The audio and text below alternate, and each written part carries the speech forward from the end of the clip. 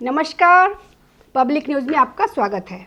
तमिलनाडु के मुख्यमंत्री MK. Stalin ने पश्चिम बंगाल की ममता बनर्जी सहित 8 गैर भाजपा मुख्यमंत्रियों को पत्र लिखकर उनसे राज्य विधान को राज्यपाल की स्वीकृति से संबंधित शक्तियों और समय सीमाओं पर राष्ट्रपति द्वारा सर्वोच्च न्यायालय के समक्ष मांगे गए संदर्भ का विरोध करने का आग्रह किया है। इसे संघीय शक्तियों पर एक ऐतिहासिक निर्णय को अस्थिर करने वाला कदम बताते हुए स्टालिन ने संविधान के मूल ढांचे को संरक्षित और सुरक्षित रखने के लिए एकजुट कानूनी मोर्चे का आह्वान किया है।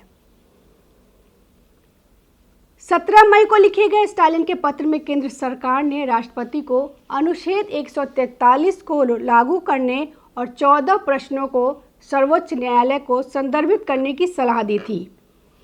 स्टालिन ने कहा कि इन प्रश्नों का उद्देश्य तमिलनाडु राज्य बनाम तमिलनाडु के राज्यपाल के फैसले में दिए गए कानून और संविधान की व्याख्या पर निष्कर्ष पर सवाल उठाना है, जबकि राष्ट्रपति के संदर्भ में स्पष्ट रूप से किसी राज्य या निर्णय का उल्लेख नहीं किया गया है। स्टालिन ने चेतावनी दी है कि इसका उद्देश्य एक ऐसे फैसले को कमजोर करना है जिसे उन्होंने मेरी सरकार द्वारा प्राप्त ऐतिहासिक निर्णय न केवल मेरे राज्य के लिए बल्कि सभी राज्यों के लिए बताया है। सर्वोच्च न्यायालय के फैसले ने राज्यपालों की विवेकाधीन शक्ति को दृढ़ता से सीमित कर दिया था, जिसमें कहा गया था कि वे विधेयकों से निपटने के दौरान राज्य मंत्रिमंडल की सहायता और सलाह से बंधे हैं और वे विधेयकों को मंजूरी देने में अत्यधिक देरी करने के लिए पॉकेट वीटो का प्रयोग नहीं कर सकते। फैसले में यह भी कहा गया था कि राज्यपाल मंजूरी रोककर और विधेयकों को सदन में वापस न करके विधेयकों को खत्म नहीं कर सकते, और जब कोई विधेयक फिर से अधिनियमित किया जाता है और दूसरी बार मंजूरी के लिए भेजा जाता है तो राज्यपाल मंजूरी नहीं रोक सकते। अनुच्छेद 200 और 201 के तहत राष्ट्रपति और राज्यपाल के लिए स्पष्ट समय सीमा भी निर्धारित की गई थी। स्टालिन ने चेतावनी दी कि भाजपा के नेतृत्व वाली केंद्र सरकार राष्ट्रपति के संदर्भ का उपयोग फैसले को कमजोर करने के लिए अपनी चाल के पहले अंग के रूप में कर रही है, जो अन्य विपक्षी शासित राज्यों के लिए एक मिसाल कायम कर सकता है। स्टालिन ने विधेयकों को मंजूरी देने में देरी, नियमित मंजूरी को रोकने और नियुक्तियों और विश्वविद्यालय में हस्तक्षेप का हवाला देते हुए लिखा, हम सभी इस बात के गवाह हैं कि किस तरह से भाजपा के नेतृत्व वाली केंद्र सरकार ने राज्यपालों का इस्तेमाल विपक्ष शासित राज्यों के कामकाज में बाधा डालने और उन्हें बाधित करने के लिए किया है।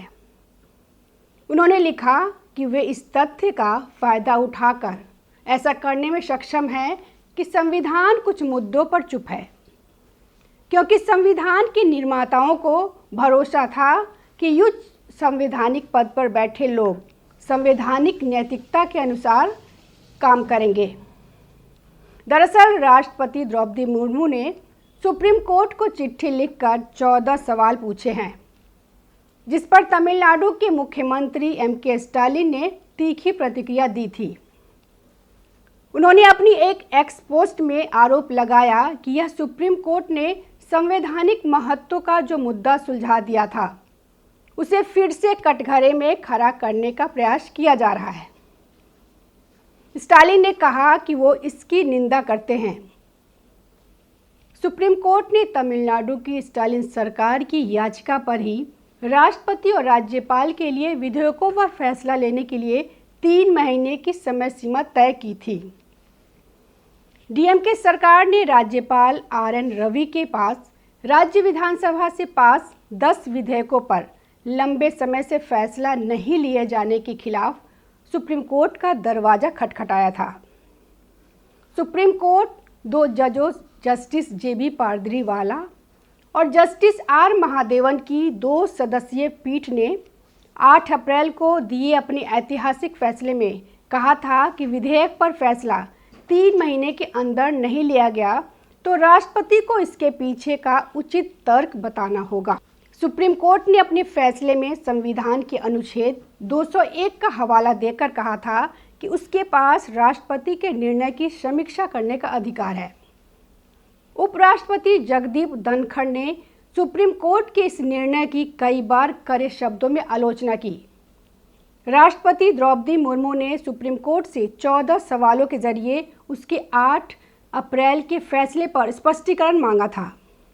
ये सवाल इस प्रकार है। जब राज्यपाल के पास कोई विधेयक आता है तो उनके सामने कौन कौन से संवैधानिक विकल्प होते हैं? क्या राज्यपाल फैसला लेते समय मंत्रिपरिषद की सलाह से बंधे हैं? क्या राज्यपाल के निर्णय को न्यायालय में चुनौती दी जा सकती है? क्या संविधान का अनुच्छेद 361 राज्यपाल के निर्णयों पर न्यायिक समीक्षा को पूरी तरह रोक सकता है?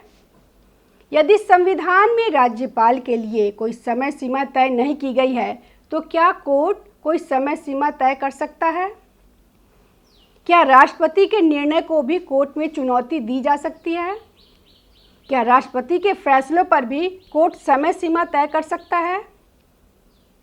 क्या राष्ट्रपति के लिए सर्वोच्च न्यायालय से राय लेना अनिवार्य है? क्या राष्ट्रपति और राज्यपाल के फैसलों पर कानून लागू होने से पहले ही कोर्ट सुनवाई कर सकता है?